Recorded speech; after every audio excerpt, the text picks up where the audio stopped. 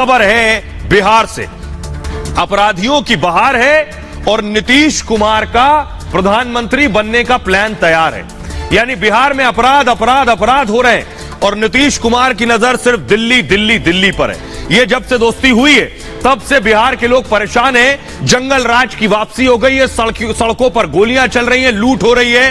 ये सिर्फ तस्वीर नहीं है, हकीकत दिखाने जा रहा हूं। ये देखिए जरा, ये जो तस्वीर आई, बिहार में बीच सड़क पर 30 किलोमीटर तक बाइक सवार दौड़ते रहे और बाइक सवार जहां जहां रुके वहां गोलियां बरसाते रहे। फुल स्क्रीन लीजिए जरा, ये आप देख रहे हैं बीच सड़क पर सीसीटीवी फुटेज है। ये जो बाइक पे सवार दो शख्स नजर आ रहे हैं, इनके हाथ में बंदूक थी और 30 किलोमीटर तक अंधाधुंध फायरिंग करते रहे।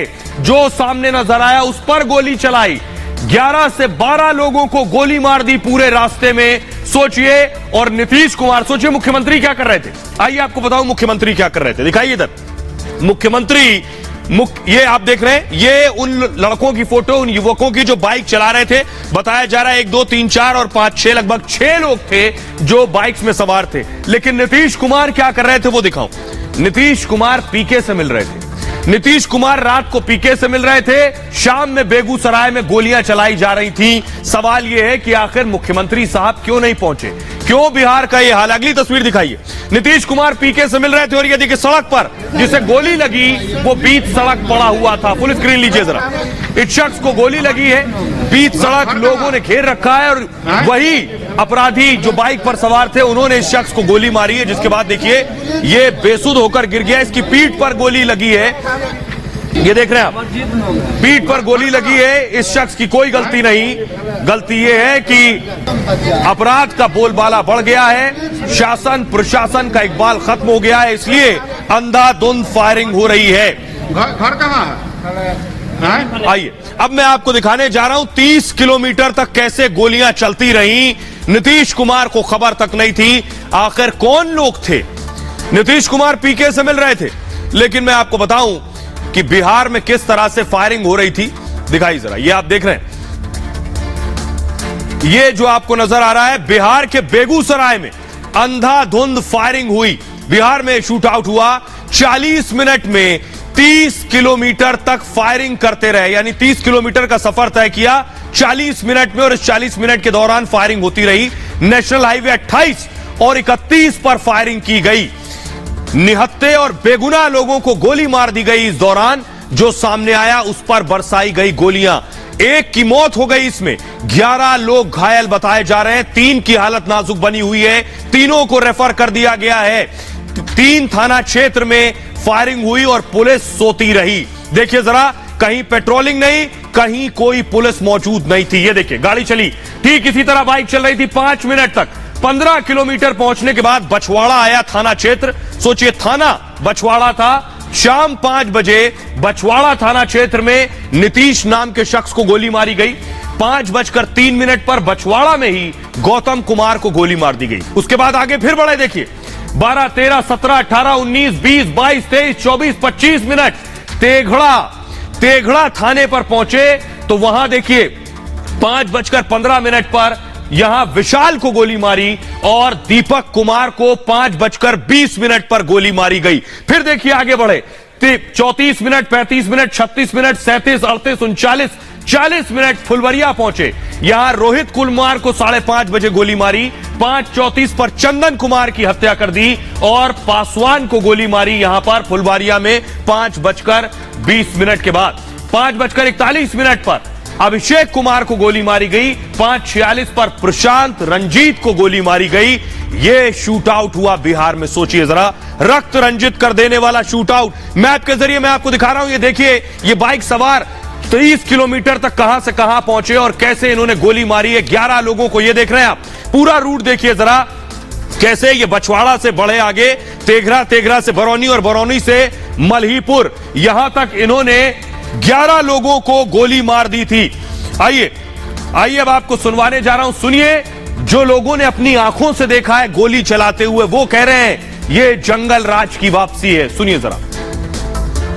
ये जंगल राज है, जंगल राज है, जंगल राज है। नहीं, डर काहे को लगेगा। 50 वर्ष के लाइफ में अपना बेगूसराय में फर्स्ट घटना है कि इतना 30 किलोमीटर के रेंज में घटा है। झगड़े से गोली चलाते हुए आज मैंने आम आदमी को मारते हुए अपना भागते चला गया। से आया और वहाँ पे एक आइसक्रीम वाला को मारा, उसके बाद इसको मार रहा था फल वाला को, फल वाले को चूक गया, इस पे लग गया। फल वाले को मार रहा था, गोली यहाँ लग गई। हाँ। उसके बाद फिर तुम्हें भी उसके मारा? बाद हमको भी मारा आगे से।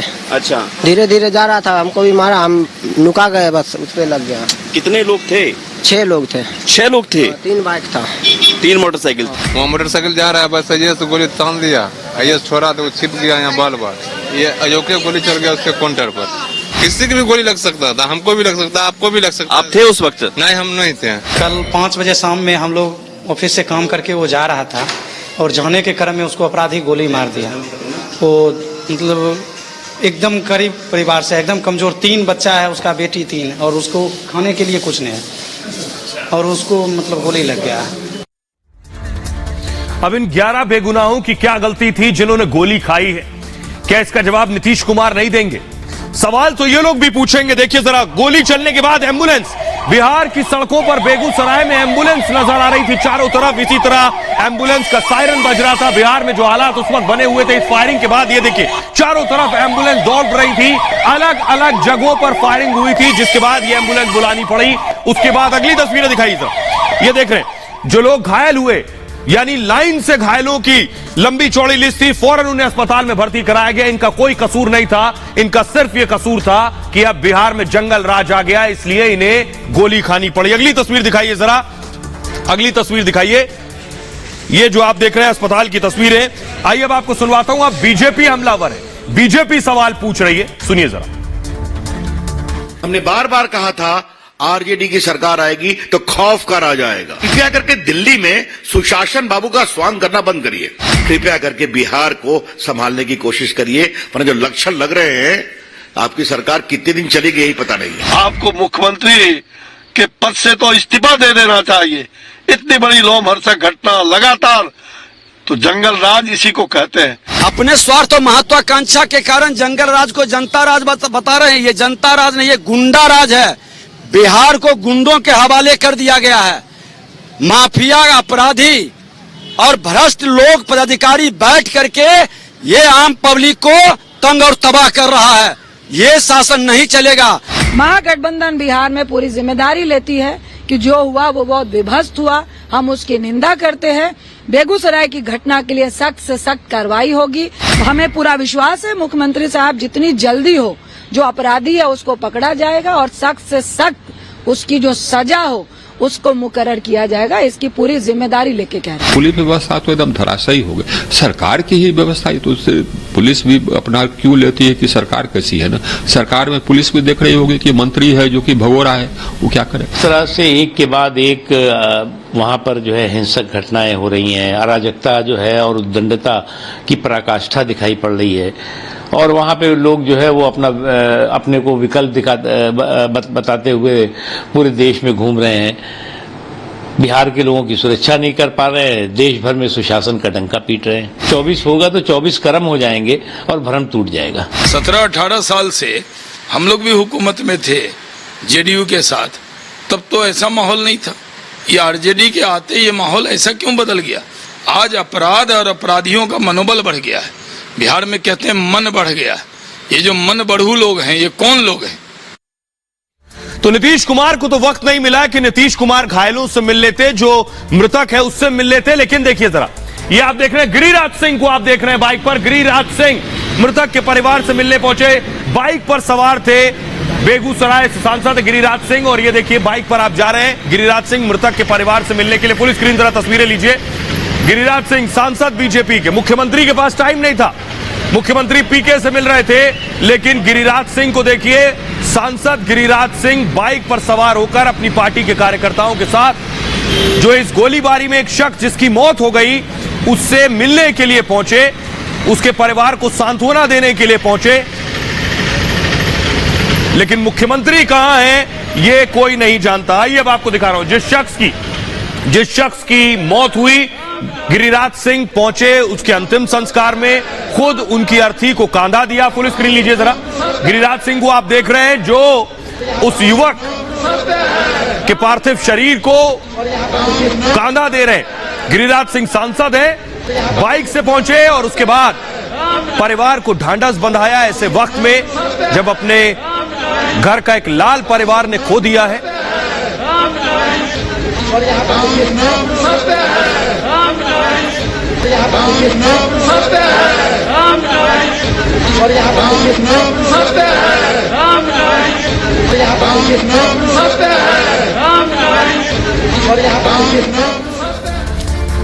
गिरिराज सिंह ने सीधे सीधे नीतीश कुमार से सवाल पूछा है, सुनिए।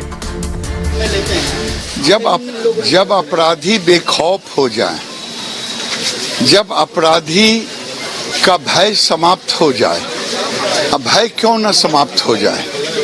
नीतीश बाबू समीक्षा करते हों और थाने से अपराधी को निकाल लेता है, 7 थाने से गुजरता है, 40-50 मिनट तक तांडव नृत्य होता और मुख्यमंत्री लाचार दिखते। ये लग रहा है सत्ता के मोह में धृतराष्ट्र हो गए हैं, धृतराष्ट्र की भूमिका में हो गए हैं। लेकिन आज जंगल राज का पर्यायवाची आप बना दिए हैं जनता राज, जहां बेखौफ अपराधी गोलियां चला रहे हैं। आप आज बिहार में मुख्यमंत्री नाम का कोई चीज नहीं है, मुखौटा मुख्यमंत्री बन के रह गए हैं, असली मुख्यमंत्री कोई और है। घटना घटी तो अचानक हमने देखा कि क्या हुआ है, और फिर वहां से कई लोगों ने फोन करके भी कुछ बताया कि कहां पर क्या हुआ है। क्या लगता है इसमें साजिश है क्या, कोई किसी तरह का जान? निश्चित कुछ न कुछ, हमने तो कहा पूरा पता करिए, जरूर झंझट साजिश हो सकती है। अभी तक ये अब देखिए तो पता ही करना है, सारे सब कुछ देख रहे हैं। एक की तो हत्या हो गई और बाकी जो कुछ भी है वो सबको तो जो कुछ भी एक एक चीज को देख रहा है, और उसमें जिन लोगों को तेजी से काम नहीं करना था, क्यों नहीं कोई काम किया, ये भी देखने के लिए तो कुछ लोगों को तो सस्पेंड भी किया है। आज ही हमको जानकारी दी है 7 लोगों के बारे में। सोचिए जरा, मुख्यमंत्री से सूबा नहीं संभल रहा है, वो कह रहे हैं ये साजिश है, उनकी सरकार को बदनाम करने की साजिश है। ये सबसे अच्छा बचाव है, किसी भी हत्या, रेप, डकैती को साजिश बता दो और उसके बाद अपना दामन छुड़ा लो। देखिए जरा, आखिर उस राज में अपराध क्यों नहीं होगा जिस राज की कैबिनेट में ही वो मंत्री हैं जिस पर एफआईआर दर्ज है, जो आरोपी हैं। देखिए जरा, बिहार में 23 मंत्रियों पर आपराधिक मामले दर्ज हैं, 23 मंत्री, इनमें 17 मंत्रियों पर गंभीर आपराधिक मामले दर्ज है। सोचिए, जब मंत्रियों पर आपराधिक मामले दर्ज हैं तो अपराधी तो ऐसे ही बेखौफ घूमेगा जैसे 30 किलोमीटर गोलियां दागता हुआ घूम रहा है। तेजस्वी यादव की आरजेडी के 17 में से 15 मंत्री दागी हैं, 17 में 15, सिर्फ 2 बचे पाक साफ। अब देखिए, एक एक का नाम ले रहा हूं। कार्तिकेय सिंह, अपहरण का मामला दर्ज है इनके ऊपर, कोर्ट ने सरेंडर वारंट भेजा था इनके खिलाफ। बगल में देखिए, शपथ के पोज में ये मंत्री थे, शपथ ली थी, आपको याद होगा। कार्तिकेय ने सरेंडर नहीं किया और शपथ ले ली। नीतीश ने इन्हें कानून मंत्री बना दिया, उसके बाद कहा हमें कुछ पता नहीं था। दबाव पड़ा तो इनसे इस्तीफा लिया गया, इन्हें इस्तीफा देना पड़ा। अगले मंत्री देखिए, सुधाकर सिंह, नीतीश कुमार की सरकार में कृषि मंत्री हैं और आरोप देखिए इन पे क्या है। सुधाकर पर ही चावल घोटाले का आरोप है, जो कृषि मंत्री। अगला नाम देखिए, सुरेंद्र यादव, नीतीश सरकार में खान मंत्री हैं और सुरेंद्र यादव पर कई आपराधिक मामले दर्ज हैं। पिटाई, अपहरण, यौन शोषण के आरोप इनके ऊपर हैं। जमा खान, अल्पसंख्यक मामलों के मंत्री बनाया है नीतीश ने इन्हें, इन पर 24 से ज्यादा आपराधिक मामले दर्ज हैं। इनमें हिंसा और हत्या के प्रयास के मामले भी हैं।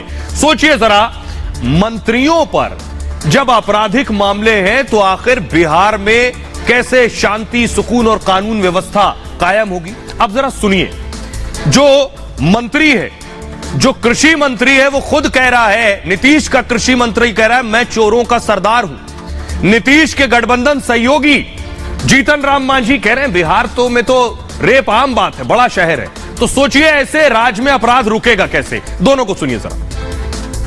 कोई ऐसा हमारे विभाग में अंग नहीं है जो चोरी नहीं करता, तो इस चोरों का हम सरदार हैं।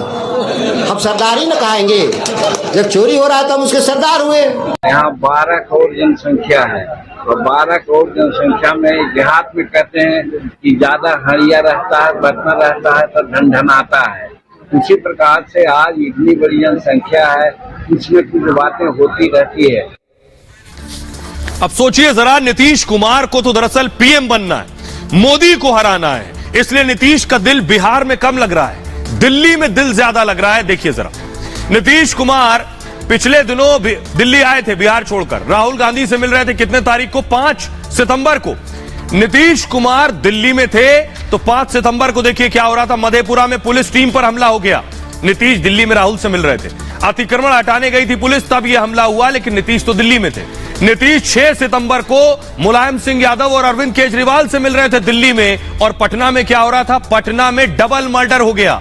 पटना से सटे वैशाली में दरोगा पर हमला हो गया। नीतीश कुमार तो दिल्ली में थे। पटना में खनन इंस्पेक्टर को धमकी दी गई बाकायदा। 7 सितंबर को शरद पवार से मिल रहे थे, दिल्ली में थे। बिहार में क्या हो रहा था? सीवान में पुलिस पर हमला हो रहा था। 7 सितंबर को पेट्रोलिंग पार्टी पर अपराधियों ने फायरिंग कर दी थी। 7 सितंबर को एक सिपाही की मौत हो गई। लेकिन नीतीश कुमार जब पीके से मिल रहे थे, यानी बीती रात 13 तारीख को, तो बेगूसराय में जबरदस्त गोलीबारी हो रही थी 30 किलोमीटर तक। अपराधियों ने 12 लोगों को गोली मार दी थी। लेकिन नीतीश उस वक्त पीएम के सपने को मुकम्मल करने की कोशिशों में लगे थे। एक युवक की मौत भी हो गई और अपराधी फरार है इस मामले में। तो सवाल बुनियादी है, नीतीश को तो पीएम बनना है, दिल्ली आना है, सबको जोड़ना है। बिहार लेकिन बेहाल है। लेकिन शपथ नीतीश को अपनी याद रखनी चाहिए। ये रिपोर्ट देखिए जरा।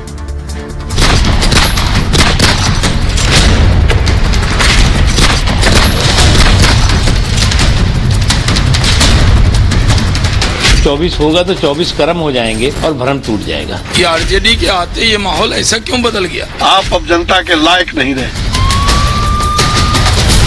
मुखौटा मुख्यमंत्री बन के रह गए हैं, असली मुख्यमंत्री कोई और है। वहाँ पे एक आइसक्रीम वाला को मारा, उसके बाद इसको मार रहा था फल वाला को। 50 वर्ष के लाइफ में अपना बेगूसराय में फर्स्ट घटना है कि इतना 30 किलोमीटर के रेंज में घटा है।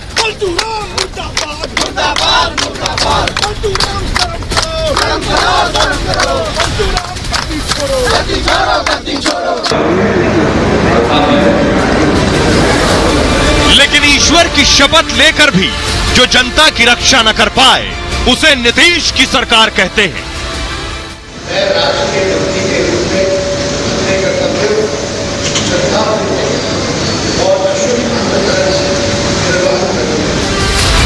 जो कर्तव्यों के श्रद्धापूर्ण और शुद्ध अंतःकरण से निर्वहन न कर पाए, उसे ही महागठबंधन की सरकार कहते हैं। सत्ता में आने के 1 महीने के भीतर नीतीश और तेजस्वी की इस सरकार का चाल, चरित्र और चेहरा उजागर हो गया। नीतीश की शपथ के अगले दिन से ही बिहार में अपराधियों का ऐसा तांडव शुरू हुआ कि सब हैरान थे। लेकिन नीतीश कुमार इसे जनता राज बता रहे हैं। खुद सुनिए सुशासन बाबू क्या कह रहे हैं। यहाँ पर कहीं कोई घटना घट गई तो आप जरा बता दीजिए। तो इस दुनिया में कोई देश है, इस देश में कोई राज्य है जहां पर कोई झंझट आपस में नहीं करता है? जंगल राज चल रहा है, जनता राज चल रहा है, समझ गए ना? नीतीश ने यह बयान 3 दिन पहले दिए थे। जनता का तो पता नहीं, लेकिन अपराध और जंगल वाला राज जरूर आ गया है। और प्रधानमंत्री बनने की चाहत में नीतीश कुमार इस कदर आंखें मूंदे बैठे हैं कि उन्हें अब अपराध भी सरकार के खिलाफ एक साजिश लगने लगा है। क्या लगता है इसमें साजिश है? क्या कोई किसी तरह का जान निश्चित कुछ न कुछ। हमने तो कहा पूरा पता करिए, जरूर झंझट साजिश हो सकती है। अभी तक ये अब देखिए तो पता ही करना है। तो नीतीश कुमार को एक साजिश लग रही है। यह नहीं लग रहा है कि उनके राज में अपराधी कितने बेखौफ हो गए हैं, क्योंकि कैबिनेट में ही वही बैठे हैं जिन पर आपराधिक मुकदमे। नीतीश कुमार लेकिन पीके से मिल रहे थे, उन पीके से जो पीके नीतीश कुमार को न जाने क्या क्या कहकर कोस चुके हैं। ये बोल चुके हैं पलटू राम है, ये बोल चुके हैं 180 डिग्री फिर घूम जाएंगे। उनसे कल उन्होंने मुलाकात की, जरा सुनिए। तो उनको पता है, कुछ एबीसी मालूम है 2005 से क्या काम हुआ है। तो हाँ, ये लोग को मालूम है अपना पब्लिसिटी लेने का, स्टेटमेंट देने का और कहने का, ये सब का एक्सपर्ट है। वही सब अंड बोलते रहता है। कोई मतलब है क्या कि फेविकॉल वालों को ऐड का ब्रांड एम्बेसडर अब नीतीश कुमार को बना लेना चाहिए। इससे बेहतर कोई उपाय नहीं है। अपना कुर्सी पर फेविकॉल लगाकर चिपके हुए हैं, जिसको उलटना है, पलटना है, जो भी करना है, फेविकॉल के ऑनर्स अगर हमको मिलते, ब्रांड मैनेजर मिलते, तो मैं उनको कहता भैया नीतीश कुमार को अपना ब्रांड एम्बेसडर बनाओ, जन जन में आपकी बात, आपके ब्रांड का भरोसा बढ़ जाएगा। तो बिहार को नीतीश कुमार भगवान भरोसे छोड़ चुके हैं, क्योंकि उनकी नजर बिहार नहीं दिल्ली पर है। खबरों में आगे बढ़ते हैं। आज की एक और बड़ी खबर है, 2 हसीना, 1 महाठग और कितने राज। जैकलीन फर्नांडिस को आप देख रहे हैं, सुकेश चंद्रशेखर के साथ सुकेश तिहाड़ जेल में बंद है और जैकलीन की मुश्किलें बढ़ चुकी हैं, क्योंकि सुकेश 200 करोड़ की ठगी के मामले में तिहाड़ में है और जैकलीन ने सुकेश से बहुत गिफ्ट लिए। आरोप यह है कि जैकलीन क्या सब जानती थी। आज जैकलीन को आर्थिक अपराध शाखा ने बुलाया, ये आप देख रहे हैं, ये जैकलीन फर्नांडिस को आप देख रहे हैं, दिल्ली में थी जैकलीन फर्नांडिस। आर्थिक अपराध शाखा ने उनको बुलाया था पूछताछ के लिए। 8 घंटे तक दिल्ली में जैकलीन फर्नांडिस से पूछताछ हुई है, लेकिन जैकलीन अकेली नहीं है, एक और हसीना है। अगली तस्वीर दिखाई सर, जैकलीन फर्नांडिस को आप देख रहे हैं, अगली तस्वीर दिखाइए, अगली तस्वीर नोरा फतेही की तस्वीरें दिखाइए। ये आप देख रहे हैं नोरा फतेही पर भी सुकेश के साथ शामिल होने का आरोप है। नोरा फतेही से भी पूछताछ हो चुकी है। अगली तस्वीर दिखाइए, नोरा को जब बुलाया गया, अगली पिक्चर दिखाइए प्लीज। तो नोरा फतेही को भी पूछताछ के लिए बुलाया गया था, लेकिन जरा रिपोर्ट देखिए।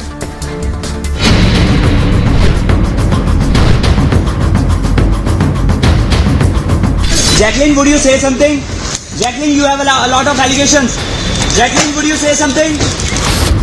बॉलीवुड की 2 हसीना और 1 महाठग। तिहाड़ जेल से ही सुकेश चंद्रशेखर ठगी का प्लान बनाता था और बॉलीवुड की 2 हसीना सुकेश की चाल या तो समझ नहीं सकी या फिर चाल समझने के बाद भी महंगे गिफ्ट के शौक के आगे खुद को रोक न सकी। और अब यही शौक ईडी से लेकर आर्थिक अपराध शाखा के दफ्तर तक खींच कर ले जा रहा है, जहां जैकलीन से घंटों पूछताछ हुई। Jacqueline, would you say something? Jacqueline, you have a lot of allegations. Jacqueline, would you say something? Reporter ने सवाल तो पूछे, लेकिन जैकलीन फर्नांडिस ने कोई जवाब नहीं दिया।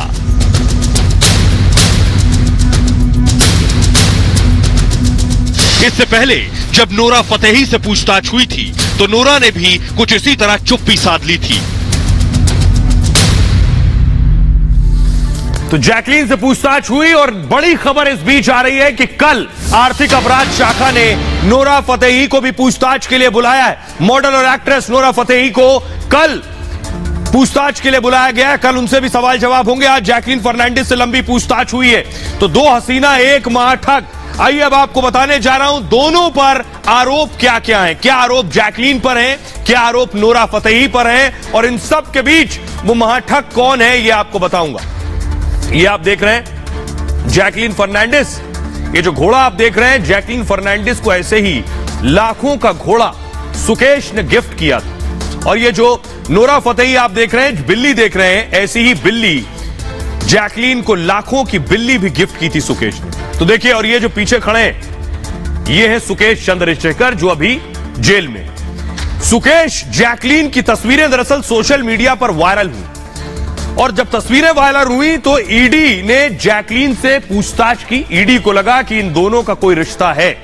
जैकलीन को सुकेश के बारे में सब कुछ पता था। दरअसल ईडी की पूछताछ में सुकेश से रिलेशनशिप की बात भी जैकलीन फर्नांडिस ने मानी।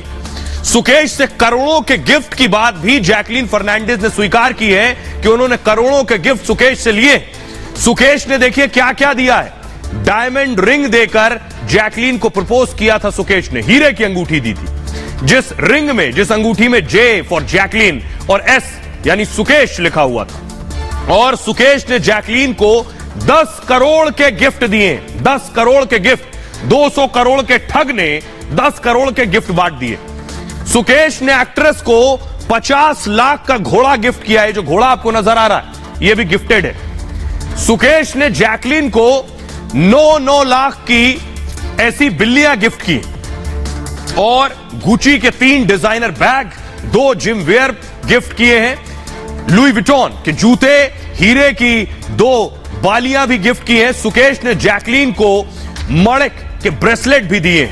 अब सोचिए, एक मिनी कूपर कार भी गिफ्ट की थी। ये सारा पैसा सुकेश जैकलीन पर लुटा रहा था, जो ठगी का था। सुकेश ने जैकलीन के परिवार को भी गिफ्ट दिए और महंगे महंगे गिफ्ट। परिवार को कार के साथ महंगे तोहफे भी जैकलीन के दिए गए। 1,32,00,000 और 15 लाख के फंड्स भी दिए गए। साथ ही साथ अब सुकेश का तारुफ कराता हूं आपसे। ये तिहाड़ी कौन है? तिहाड़ जेल से 200 करोड़ की ठगी की सुकेश ने।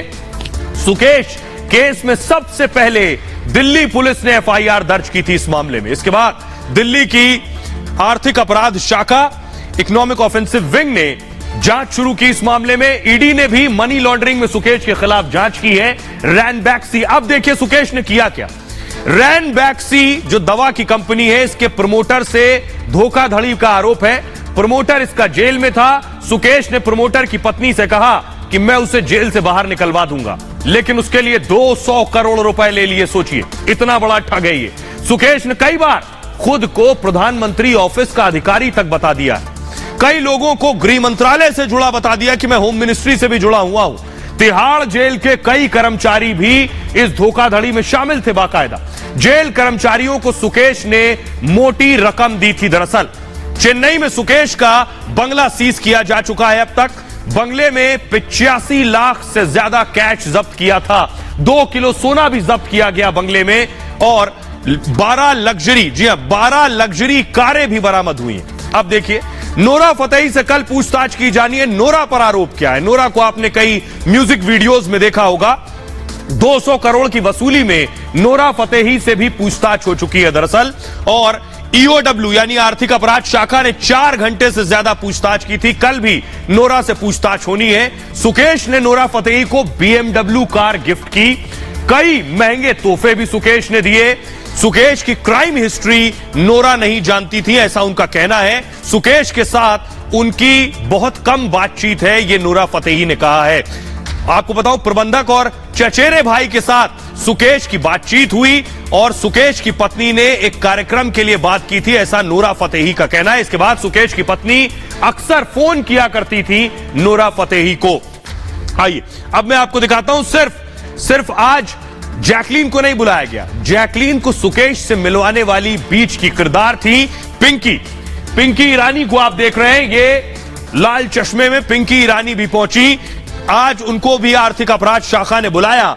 तो आपको बताता हूं, जैकलीन से 8 घंटे तक सवाल जवाब हुए। 8 घंटे के दौरान क्या कुछ पूछा गया जैकलीन से, देखिए जरा। आर्थिक अपराध शाखा के अधिकारी मौजूद थे और जैकलीन मौजूद थी ऑफिस में। उनसे क्या सवाल किए गए? 8 घंटे तक जैकलीन से सवाल जवाब हुए। आर्थिक अपराध शाखा की ज्वाइंट कमिश्नर छाया शर्मा ने उनसे सवाल पूछे जैकलीन से। स्पेशल कमिश्नर रविंद्र यादव भी इस दौरान मौजूद रहे। इसके अलावा 6 अफसर भी शामिल थे पूछताछ में। जैकलीन के अलावा पिंकी ईरानी को भी बुलाया गया था। जैकलीन और पिंकी को आमने सामने बिठाकर उनसे सवाल जवाब किए गए। पिंकी ने ही जैकलीन से सुकेश की दरअसल बात करवाई थी। जैकलीन के लिए सवालों की एक लंबी चौड़ी लिस्ट बनाई गई थी। सुकेश के साथ रिश्तों को लेकर सवाल पूछे गए जैकलीन से। सुकेश से मिले महंगे गिफ्ट को लेकर भी जैकलीन से सवाल पूछे गए कि ये गिफ्ट आपको कब दिए, किसने दिए, आपने क्यों स्वीकारे इतने महंगे गिफ्ट। सुकेश से आप कितनी बार मिली है? आरोप यह भी है कि सुकेश जब तिहाड़ में था तब भी जैकलीन ने उनसे मिलने की कोशिश की या मिलने भी गई। सुकेश को वो कब से जानती है, क्योंकि जैकलीन बार बार ये कह रही है वो सुकेश को नहीं जानती। जैकलीन अपने बचाव में कह रही है कि सुकेश ने उनके साथ भी धोखा किया है। सुकेश को वो कब से जानती है, यह आखिरी सवाल पूछा गया। आइए अब आपको दिखाता हूं। जैकलीन से 8 घंटे पूछताछ हुई। उसके बाद जैकलीन फर्नांडिस, ये देख रहे हैं, गाड़ी में निकली जैकलीन फर्नांडिस ईओडब्ल्यू के ऑफिस से। जैकलीन बैठी हुई है गाड़ी में, ये देख रहे हैं आप, पीछे की सीट पर जैकलीन मौजूद है। 8 घंटे ईओडब्ल्यू के सवालों के जवाब दिए हैं जैकलीन ने। अब जरा सुनिए, इस ईओडब्ल्यू के स्पेशल सेल के ऑफिसर क्या कुछ कह रहे हैं जैकलीन से पूछताछ के बाद, जरा सुनिए। हाँ, लंबी पूछताछ की हमारी टीम ने और अभी जरूरत पड़ेगी तो दोबारा भी पूछताछ करेंगे। बेसिकली वही सवाल हैं जो ऑलरेडी सुकेश चंद्रशेखर वाले केस में ईडी ने उनको चार्जशीट भी किया। तो वो सारी चीज़ें हमें अपने केस में, जो मकोका का केस है, उसके दौरान उसकी पूछताछ हुई है। और जो प्रोसीड्स ऑफ क्राइम सुकेश के थे उनको जैकलीन ने किस प्रकार यूज किया है, क्या गिफ्ट्स लिए, उन्हीं सभी इश्यूज पे पूछताछ हुई। आइए, तो कल नूरा फतेही से आर्थिक अपराध शाखा पूछताछ करेगी, लेकिन आज की एक और बड़ी खबर। कांग्रेस के युवराज राहुल गांधी दरअसल भारत को जोड़ने की यात्रा पर निकले हुए हैं, लेकिन राहुल जोड़ो यात्रा पर हैं और यहां कांग्रेस छोड़ो यात्रा चल रही है। नेता कांग्रेस छोड़ के भाग रहे हैं। राहुल गांधी जोड़ो यात्रा शुरू ही की है, 7 दिन ही हुए, यहां कांग्रेस के बड़े बड़े नेता छोड़ गए। पूर्व मुख्यमंत्री छोड़ गए, 11 में से 8 विधायक छोड़कर भाग गए। रिपोर्ट देखिए जरा। पदयात्रा का लक्ष्य जनता से जुड़ने का है। अब यात्रा से कांग्रेस पार्टी का फायदा हुआ तो वो अच्छा है। कांग्रेस ने भारत जोड़ो यात्रा स्टार्ट की थी, मुझे लगता है गोवा से कांग्रेस छोड़ो यात्रा स्टार्ट हो चुकी है। राहुल गांधी देश जोड़ो यात्रा पर हैं, लेकिन यहां कांग्रेस में पार्टी छोड़ो यात्रा चल रही है। जब राहुल भला पार्टी नहीं जोड़ पा रहे तो देश कैसे जोड़ेंगे? आज कांग्रेस के पूर्व सीएम पार्टी का हाथ झटक गए। गोवा विधानसभा में नेता प्रतिपक्ष कांग्रेस को टाटा बाय बाय कह गए। सोचिए, 11 में से 8 विधायक राहुल के भारत जोड़ो के 7वें दिन तलाक कह गए। पूरे देश भर में कन्याकुमारी से लेकर कश्मीर तक सभी लोग कांग्रेस को थोड़े थोड़े छोड़ रहे थे, अभी लमसम में छोड़ रहे हैं। इसी तरह से पूरे सभी छोड़ के। और राहुल गांधी की भारत जोड़ो यात्रा के बचे 143 दिन में राहुल देश कितना जोड़ पाएंगे ये तो पता नहीं, लेकिन कहीं ऐसा ना हो कि जोड़ो यात्रा से जब राहुल लौटे तो कांग्रेस में सिर्फ परिवार बचा हो।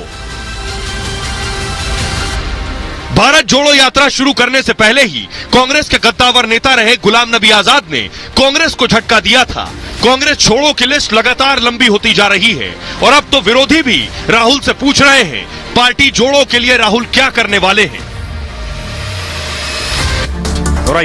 अब आपको दिखाने जा रहा हूं कैसे 11 में से 8 छोड़ गए। सोचिए जरा, 11 में से 8, ये आप देख रहे हैं, ये है गोवा के मुख्यमंत्री प्रमोद सावंत और कांग्रेसी जो विधायक थे, हाथ झटक कर कमल थाम लिया है। ये वो तस्वीरें आप देख रहे हैं, ये एक तस्वीर है।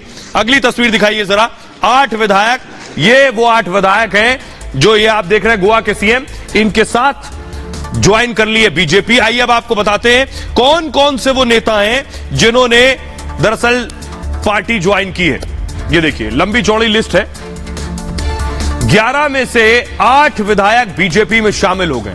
सोचिए, एक पार्टी के 11 विधायक एक राज्य में, और उसमें भी 8 चले गए, सिर्फ 3 बचे। बागियों की संख्या कुल विधायकों से 2/3 ज्यादा है, यानी छोड़ने वाले 2/3 से ज्यादा है। तो दल बदल कानून अब लागू नहीं होगा इन पर, कुछ नहीं कर सकते ना कांग्रेस ना राहुल गांधी। दिगंबर कामत, सोचिए, जो पूर्व मुख्यमंत्री रहे गोवा के, उन्होंने कांग्रेस छोड़ दी। माइकल लोबो जो विधायक थे उन्होंने छोड़ दी। डेलिया लोबो विधायक थे, उन्होंने कांग्रेस छोड़ दी। केदार नाइक कांग्रेस एमएलए, रोडोल्फो फर्नांडिस एमएलए, उन्होंने छोड़ दी। राजेश फल देसाई जो विधायक है बीजेपी में शामिल हो चुके हैं। एलेक्सा स्काइरिया, उन्होंने भी बीजेपी ज्वाइन कर ली है। संकल्प अमोलकर भी कांग्रेस छोड़ चुके हैं। जो छोड़ो यात्रा है, देखिए कितनी तेजी से बढ़ रही है। सवाल यह है कि आखिर राहुल गांधी उधर देश जोड़ रहे हैं, कहीं ये ना हो कि जब तक इधर देश जोड़ते हुए पहुंचे दिल्ली, देश कितना जुड़ेगा ये तो 24 के नतीजे बताएंगे। कांग्रेस में कोई ना बचे, ये संभावना हो सकती है। सुनिए जरा गौरव गोगोई क्या कह रहे हैं और प्रमोद सावंत क्या कह रहे हैं। भारत जोड़ो यात्रा से आज भाजपा बौखला गई है। जिस प्रकार से बयान उनके आ रहे हैं, उनके दल के अंदर बहुत से एक भय जैसा एक समा चुका है, जिसके कारण वो आज इस प्रकार की कदम उठा रहे हैं गोवा में, या कोशिश भी कर रहे होंगे कहीं और की, क्योंकि आज उनको लोगों का ध्यान भटकाना है। ध्यान भटकाना अगर किसी से सीखना है तो भाजपा से सीखे, लेकिन लोग आज समझ चुके हैं कि भारत जोड़ो यात्रा जिसमें हम संविधान को बचाना चाहते हैं, भारत की लोकतंत्र की नीतियों को बचाना चाहते हैं। कांग्रेस ने भारत जोड़ो छोड़ो यात्रा स्टार्ट की थी। मुझे लगता है गोवा से कांग्रेस छोड़ो यात्रा स्टार्ट हो चुकी है। इसी तरह से पूरे देश भर में कन्याकुमारी से लेकर कश्मीर तक सभी लोग कांग्रेस को थोड़े थोड़े छोड़ रहे थे, अभी लमसम में छोड़ रहे हैं। इसी तरह से पूरे सभी छोड़ के भारतीय जनता पार्टी या बाकी जो राष्ट्रहित वाली पार्टी को जुड़ेंगे। और ये कांग्रेस के लिए बहुत बड़ा झटका था। एक तरफ कांग्रेस के जो विधायक थे अब पूर्व कांग्रेसी हो गए हैं, वो क्या कह रहे हैं देखिए जरा। माइकल लोबो ने लिखा है, हम लोग प्रधानमंत्री और मुख्यमंत्री का हाथ अब मजबूत करेंगे, कांग्रेस छोड़ो और बीजेपी जोड़ो अभियान चलाएंगे। इसके अलावा अगला मूव कीजिए इसे। पवन खेड़ा कांग्रेस के प्रवक्ता लिख रहे हैं, सुना है भारत जोड़ो यात्रा से बौखलाई है बीजेपी ने ऑपरेशन कीचड़ आयोजित किया है और सफर में धूप तो होगी, जो चल सको तो चलो, ये ट्वीट किया पवन खेड़ा ने। आइए अब आपको बताऊं, राहुल गांधी के ये वो विधायक हैं जिनको राहुल गांधी ने शपथ दिलवाई थी। ये भी विडंबना देखिए जरा। राहुल गांधी उन विधायकों को शपथ दिलवा रहे हैं गोवा के कि ये कभी कांग्रेस नहीं छोड़ेंगे, लेकिन उल्टा हो गया, ये सब छोड़कर कांग्रेस भाग गए, ये शपथ भी काम नहीं आई है। अगली तस्वीर दिखाइए जरा। गुलाम नबी आजाद पहले छोड़ चुके हैं, जरा सुनिए गुलाम नबी आजाद ने आज क्या कुछ कहा है। कांग्रेस प्रेसिडेंट परमानेंट नहीं है, कांग्रेस प्रेसिडेंट इनविजिबल है, कांग्रेस प्रेसिडेंट किसी से मिलता नहीं है, इसलिए कांग्रेस कमजोर हो गई है। जो उनको आर पार चली गई कि हमने चैलेंज क्यों किया। 0 आएगा तो भी कांग्रेस जिंदाबाद, 40 सीटें आई तो भी कांग्रेस जिंदाबाद, 50 सीटें जिंदाबाद। हमने उसको चैलेंज किया कि लीडरशिप वो होनी चाहिए जो कांग्रेस जिसमें ताकत हो, तजर्बा हो, कांग्रेस से मजबूत। और बड़ा लीडर ही कहेगा जी भाई ये चोर है, चौकीदार चोर है, फलां चोर है, एक दफा कहा, लेकिन आप 5 साल कहोगे तो अगले वाला का संपत्ति होती और आपको कुछ मिलता नहीं। आपको ये हो गया कि अपनी भी सीट गए, आप फिर भी गालियां देकर लोकसभा का लीडर नहीं बना पाए। तो आदमी को सबक सोचना चाहिए कि हम गलत ट्रैक पे, दूसरे की खामी गलतियां निकालने से पहले अपने गले में झांकना चाहिए। और आइए खबरों में आगे बढ़ते हैं। अगर आप मोबाइल का इस्तेमाल करते हैं तो यह खबर आपके लिए बहुत जरूरी है, ध्यान से देखिएगा। जान ले रहा है दरअसल मोबाइल, कुछ इसी तरह से धमाका हो रहा है मोबाइल में। पिछले कुछ दिनों में खबरें आई हैं, आजकल मोबाइल इंसान की जरूरत हो गई है, बिना मोबाइल 1 सेकंड रहना मुश्किल हो गया है। ये हालात हैं लोगों के, हर वक्त हाथ में मोबाइल जरूर होता है।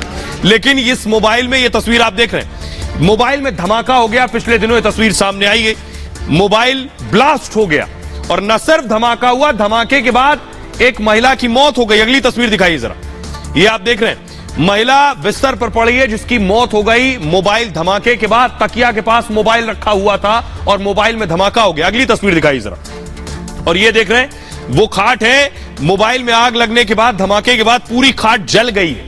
ये वो तस्वीरें आपको हम दिखा रहे हैं, तो जरा रिपोर्ट देखिए, उसके बाद बताऊंगा कि आखिर मोबाइल क्यों फट रहा है। ये रिपोर्ट देखिए।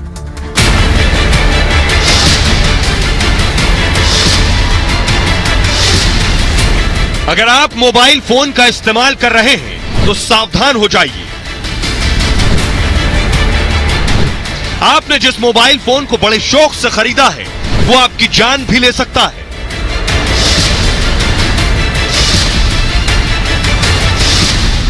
देश में पिछले कुछ दिनों से लगातार एक के बाद एक मोबाइल धमाके हो रहे हैं। कहीं एक बच्ची मोबाइल ब्लास्ट से जान गंवा बैठी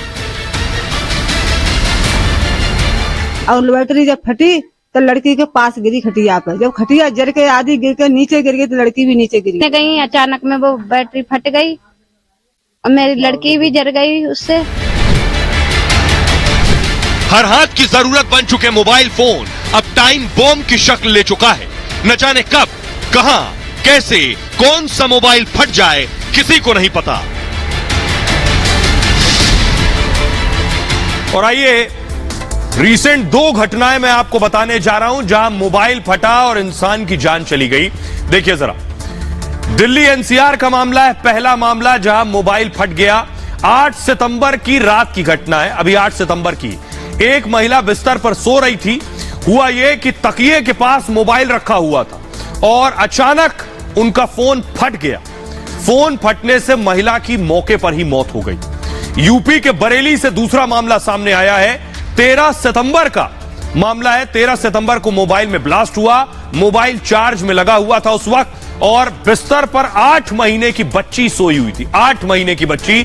ज्यादा गर्म होने के बाद मोबाइल अचानक फट गया। चिंगारी से बिस्तर में आग लग गई, जिसके बाद और आग में झुलसकर बच्ची की भी मौत हो गई है। अब आप समझिए कितना घातक हो सकता है ये अपने आप में बॉम्ब ब्लास्ट है पूरी तरह से। आइए मैं आपको कुछ तस्वीरें दिखाने जा रहा हूं किस तरह से मोबाइल फटे पिछले दिनों। एक ये तस्वीर आप देख रहे हैं, एक शख्स जो खड़ा हुआ था उसकी जेब में मोबाइल था, और देखिए जेब में धमाका हुआ और वो कुछ समझ पाता उससे पहले वो जमीन पर गिर गया। ये पहली तस्वीर है। अगली तस्वीर दिखाइए जरा। ये आप देख रहे हैं, ये मोबाइल की दुकान पर एक शख्स खड़ा है और उसके हाथ में मोबाइल था, और देखिए मोबाइल फट गया अचानक। सीसीटीवी में ये देखिए, ये जेब में मोबाइल था, जेब में मोबाइल था और मोबाइल फट गया। उसके बाद देखिए कुछ समझ पाता वो लड़का, उसने फोन फेंका फौरन।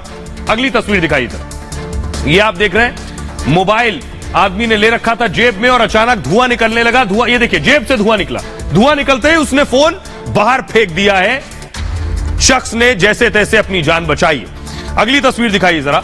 ये आप देख रहे हैं, ये शख्स मोबाइल की दुकान पर था और देखिए इसके हाथ में मोबाइल था और मोबाइल में अचानक आग लग गई। ये देखिए अचानक आग लगी। तो सबसे पहले आइए आपको बताता हूं कि मोबाइल फटते क्यों है, मोबाइल में अचानक आग क्यों लगती है, क्या वजह है, ये जानना बहुत जरूरी है। फिर ये भी बताऊंगा कि आखिर इससे बचा कैसे जा सकता है। ये देखिए जरा क्या क्या वजह है जो मोबाइल को बम बना चुकी है।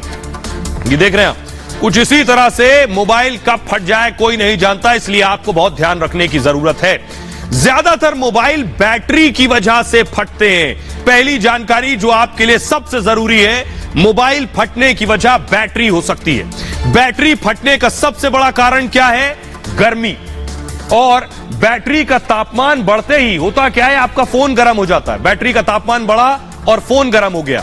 बैटरी गर्म होते ही धमाके की आशंका बढ़ जाती। कई बार आपने देखा होगा कि फोन जरूरत से ज्यादा गर्म हो रहा है। वो फोन गर्म नहीं, वो बैटरी गर्म होती है। चार्जिंग के वक्त मोबाइल के पास रेडिएशन ज्यादा रहता है और बैटरी गर्म होते ही और ब्लास्ट की आशंका बढ़ जाती है। अच्छे फोन में बैटरी को ठंडा करने की भी सुविधा होती है, लेकिन सभी मोबाइल में ऐसी सुविधा नहीं होती है। बैटरी के अलावा शॉर्ट सर्किट भी एक वजह होती है जिसकी वजह से धमाका हो जाता है फोन में। मोबाइल बैटरी में कई तरह की दरअसल लेयर्स होती हैं। मोबाइल की जो बैटरी उसमें कई लेयर्स होती हैं। आपका फोन कई बार गिर जाता है, तो गिरने से होता क्या है, वो लेयर जो टूटने से मोबाइल का आकार बदल जाता है। बैटरी की लेयर टूट गई अगर, और लेयर टूटने से आकार बदल गया तो प्रोसेसर के कारण भी मोबाइल फट सकता है। दरअसल मोबाइल में प्रोसेसर बैटरी के पास ही लगा होता है और फोन पर लोड बढ़ते ही प्रोसेसर भी गर्म हो जाता है और उसके बाद गर्म प्रोसेसर बैटरी गर्म कर देता है, फिर धमाका हो जाता है। यह वजह है मोबाइल्स के फटने के। आइए कुछ और तस्वीरें मैं आपको दिखाने जा रहा हूं इसी तरह की जो मोबाइल फटे हैं। इसके बाद आपको बताऊंगा कि आखिर जिनके पास मोबाइल है उन्हें किन चीजों का एहतियात बरतना है। एक ये तस्वीर देखिए जरा। ये लोग रेस्टोरेंट में बैठे थे और अचानक मोबाइल से धुआं निकलने लगा। जेब में मोबाइल रखा था और उसके बाद देखिए अफरा तफरी मच गई, लोग भागने लगे, अचानक मोबाइल से धुआं निकलने लगा। अगली तस्वीर दिखाई जरा। ये आप देख रहे हैं, शख्स मोबाइल बना रहा था, उसी दौरान देखिए आग लग गई। आग लगते ही धमाका हुआ और उसने मोबाइल छोड़ दिया। ये देखिए फौरन आग लग गई, वो समझ पाता उतनी देर में आग लग चुकी थी। अगली तस्वीर दिखाई जरा। ये आप देख रहे हैं, ये मोबाइल बना रहा था, उस दौरान आग लग गई। मोबाइल में बैटरी लगा रहा था, तो बैटरी एक बड़ी वजह होती है मोबाइल में आग लगने की। अगली तस्वीर दिखाइए। ये देखिए शख्स बैठा है, इसके फोन से धुआं निकलने लगा, अचानक फोन छोड़कर भागा जैसे तैसे अपने आप को बचाकर। तो आइए अब आपको बताता हूं मोबाइल को बम बनने से कैसे बचाया जा सकता है। यह जरा देखिए, सभी के पास मोबाइल है इसलिए बातें जाननी बहुत जरूरी है। तो जरूरत से ज्यादा अपने फोन को चार्ज मत करिए। पहली सबसे बड़ी बात, मोबाइल अपने बगल में रखकर सोने से बचें। लोग अपने बिस्तर में अपने बगल में रख के सोते हैं, इससे बचें। धमाके के साथ साथ रेडिएशन से भी बचेंगे, यानी बगल में रखकर नहीं सोएंगे तो धमाके से भी बचेंगे और उससे जो रेज निकलती हैं रेडिएशन, उससे भी बचेंगे। वो आपके सर में दर्द पैदा कर सकता है। गर्मी में बंद कार के अंदर मोबाइल हरगिज ना छोड़ें। घंटों कान में लगाकर मोबाइल पर बात ना करें। लंबी बातचीत के लिए ईयरफोन का इस्तेमाल जरूर करें और चार्ज में लगाकर फोन पर गेम न खेलें, न बात करें। चार्ज में लगाकर बात भी बिल्कुल ना करें। फोन में कोई गड़बड़ी हो तो तुरंत उसे ठीक करवाएं। बैटरी का अगर आकार बदल गया, बैटरी फूल गई है, तो फौरन बदलवा लें। उसके धमाका होने के, फटने के सबसे ज्यादा चांसेस हैं। डुप्लीकेट बैटरी या चार्जर का इस्तेमाल ना करें। कोशिश करें जिस फोन का चार्जर हो उसी का इस्तेमाल करें। किसी का भी चार्जर से अपनी बैटरी को चार्ज ना करें। आगे या पीछे की जेब में मोबाइल रखने से बचें। धमाके के साथ साथ रेडिएशन से भी बच पाएंगे और रेडिएशन का बुरा असर स्पर्म काउंट पर भी होता है। तो ये सारी चीजों का एहतियात रखना बहुत जरूरी है। आज की एक और अगली बड़ी खबर है।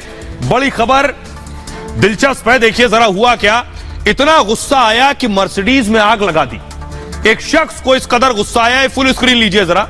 मर्सिडीज खड़ी है, इनका कुछ उधार बकाया था, उधार मिला नहीं तो गुस्से में मर्सिडीज में आग लगा दी। देखिए जरा, ये आप देख रहे हैं। ये शख्स हेलमेट पहनकर आया था, बाइक पर आया, धीरे से बाहर खड़ी मर्सिडीज में तेल डाला इसने कोई, और ज्वलनशील तेल, और उसके बाद देखिए इसने माचिस जलाकर मर्सिडीज के ऊपर डाल दी और पूरी मर्सिडीज जल गई। ये देख रहे हैं आप, मर्सिडीज में आग लगाकर ये साहब भाग खड़े हुए मौका देखते ही।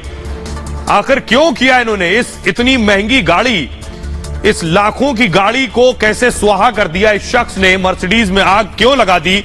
आइए अब आपको बताता हूं जरा। पूरी गाड़ी को फूंक दिया। क्या वजह थी? क्यों इस कदर गुस्सा था? किस बात का गुस्सा था जो इस शख्स ने मर्सिडीज को फूंक डाला? देखिए जरा, ये मर्सिडीज आ गई है और हुआ ये कि ये घटना दरअसल दिल्ली से सटे नोएडा की है और दिन दहाड़े मर्सिडीज में आग लगा दी इस शख्स ने। बाइक पर सवार शख्स आया और उसने मर्सिडीज को आग के हवाले कर दिया। आरोपी आग लगाकर वहां से फरार हो गया। मर्सिडीज मालिक ने उसके बाद पुलिस में शिकायत की कि उनकी गाड़ी जला दी गई लाखों की। जब प्राथमिक जांच हुई तो जांच में बदले की बात सामने आई है। आरोपी दरअसल टाइल्स लगाने वाला मिस्त्री है। तो ये सज्जन जिनकी ये मर्सिडीज रही होगी, इन्होंने किसी शख्स को घर में टाइल्स लगाने के लिए बुलाया था और कार मालिक के घर में शख्स ने टाइल्स लगाए आकर।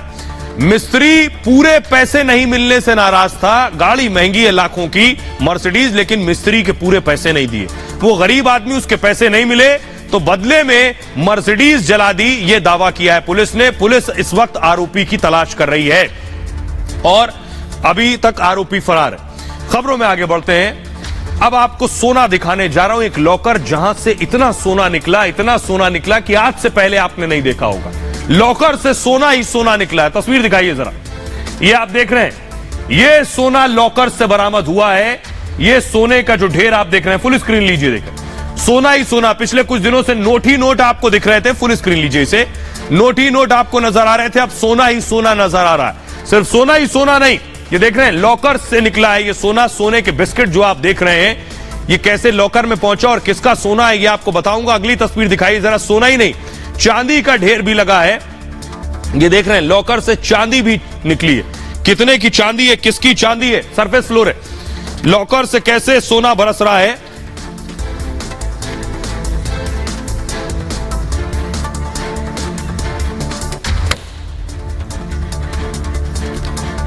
आइए अब आपको बताता हूं मैं। मनी लॉन्ड्रिंग के मामले में ईडी ने यह कार्रवाई की है।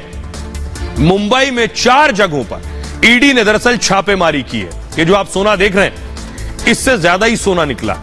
मेसर्स पारेख एल्यूमिनिक्स लिमिटेड के ठिकानों पर दरअसल रेड की गई। हुआ यह कि 2 सीक्रेट लॉकर से 91 किलो से ज्यादा, सोचिए जरा, 100 किलो से थोड़ा कम, 91.5 किलो सोना बरामद हुआ। 91.5 किलो। लॉकर से 340 किलो चांदी बरामद हुई। सोने चांदी की कीमत देखिए कितनी है, 48 करोड़ रुपए। 48 करोड़ का सोना चांदी है। 2019 में 46.97 करोड़ रुपए की कुर्की हुई थी। 19 में ही 158 करोड़ रुपए से ज्यादा की राशि भी, कैश भी सीज हुआ था। मेसर्स एल्यूमिनिक्स लिमिटेड पर मनी लॉन्ड्रिंग का केस दरअसल दर्ज है और कंपनी पर 2018 में यह केस दर्ज हुआ था। कंपनी एल्यूमिनियम के कंटेनर बनाती है जहां से सोना मिला है। कंपनी ने 2 बैंकों से 2297 करोड़ का दरअसल लोन लिया था। अब लोन लेकर अपना कारोबार शुरू कर दिया, लेकिन पैसा वापस नहीं किया। कई कंपनियों के जरिए पैसों की हेराफेरी कर दी गई और निवेश के नाम पर पैसों को कई खातों में डाल दिया गया, जैसे हेरफेर किया जाता है यह तरीका था। उसके बाद ईडी ने कार्रवाई की है, जिसके बाद यह सोना बरामद हुआ है। आइए खबरों में आगे बढ़ते हैं। तो कहीं से सोना बरामद हो रहा है, कहीं कोई मर्सिडीज में आग लगा रहा है, लेकिन यूपी में योगी कुर्की कर रहे हैं माफियाओं की संपत्ति की। ये तस्वीरें देखिए जरा। अतीक पर योगी का हथौड़ा एक बार फिर से चला है। योगी आदित्यनाथ का एक्शन लगातार जारी है। माफियाओं पर, अपराधियों पर, बाहुबलियों पर, डॉन पर। अगला नाम अतीक का। अगली तस्वीर दिखाइए जरा।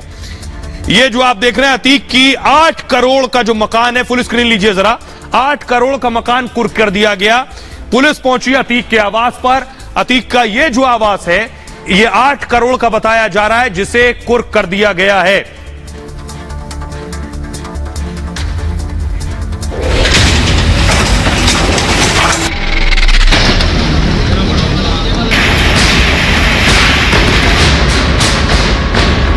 उत्तर प्रदेश में अपराध और अपराधियों के लिए, भ्रष्टाचार और भ्रष्टाचारियों के लिए कोई जगह नहीं होगी। इसमें हम पूरी सख्ती के साथ इन तत्वों को कानून के दायरे में लाकर के सजा दिलाने का कार्य करेंगे और इस दिशा में सरकार की कार्रवाई आगे बढ़ रही है। सीएम योगी के एक्शन से यूपी में माफिया और अपराधी थर थर कांप रहे हैं। एक तरफ योगी की पुलिस अपराधियों का काम तमाम कर रही है, वहीं दूसरी तरफ अपराध से अर्जित संपत्ति का नामो निशान मिटाया जा रहा है। बाबा का बुलडोजर माफिया के सीने पर गरज रहा है। यूपी की सत्ता संभालने के बाद से ही योगी ने यूपी को अपराध मुक्त बनाने का प्रण ले लिया था। 5 साल के शासन में मुख्तार, अतीक से लेकर हर बड़े माफिया पर एक्शन जारी है। यूपी में डॉन के साथ साथ उसके साम्राज्य को ध्वस्त किया जा रहा है। और आइए अब आपको दिखाने जा रहा हूं कि क्या कुछ एक्शन हुआ है दरअसल अतीक पर। अतीक के अलावा मुख्तार पर पहले कई बड़े एक्शन हो चुके हैं। माफिया अतीक अहमद की 3 संपत्तियों को आज कुर्क किया गया। आज कुल 16 करोड़ की संपत्ति जिसे सीज किया गया है। लखनऊ प्रयागराज में योगी सरकार का यह एक्शन हुआ है और लखनऊ में 800 स्क्वायर मीटर में जो भवन था उसे कुर्क कर दिया गया। शेरवानी नगर फजलुल्लाहगंज में यह मकान बना हुआ था। साथ ही साथ मकान की कीमत करीब 8 करोड़ रुपए बताई जा रही है। अतीक की पत्नी शाइस्ता परवीन के नाम पर यह मकान दर्ज है। लखनऊ जिलाधिकारी ने कार्रवाई की मंजूरी दी। प्रयागराज पुलिस ने कुर्की की कार्रवाई पूरी की। उसके बाद प्रयागराज में भी अतीक की 2 जमीनें कुर्क की गई हैं। कसारी मसारी में 8 करोड़ की जमीन पर योगी ने एक्शन लिया है। दोनों जमीनें अतीक अहमद के नाम पर ही हैं और गैंगस्टर एक्ट के तहत कार्रवाई हुई है। अतीक अभी गुजरात के साबरमती जेल में बंद है। तो अतीक पर यह कार्रवाई जो आपने योगी राज में देखी है और इसी तरह से लगभग 4000 करोड़ की, पिछले कुछ वक्त में 4000 करोड़ की ऐसी संपत्तियां जिनकी जब्ती और कुर्की हो चुकी है। बहरहाल आइए अब आपको दिखाते हैं हिंदी दिवस के मौके पर प्रधानमंत्री नरेंद्र मोदी का एक बयान, एक भाषण जो उन्होंने खुद ट्वीट किया। सुनिए जरा।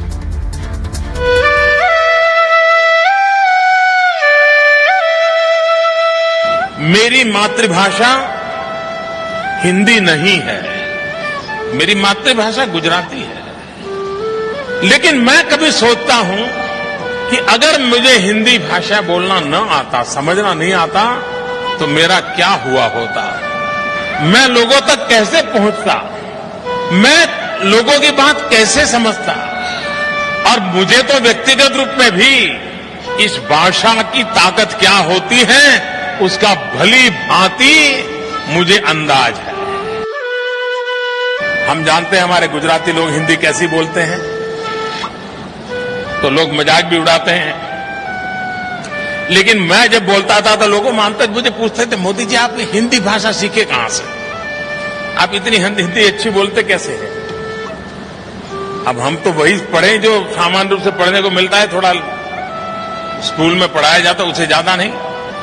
लेकिन मुझे चाय बेचते बेचते सीखने का अवसर मिल गया।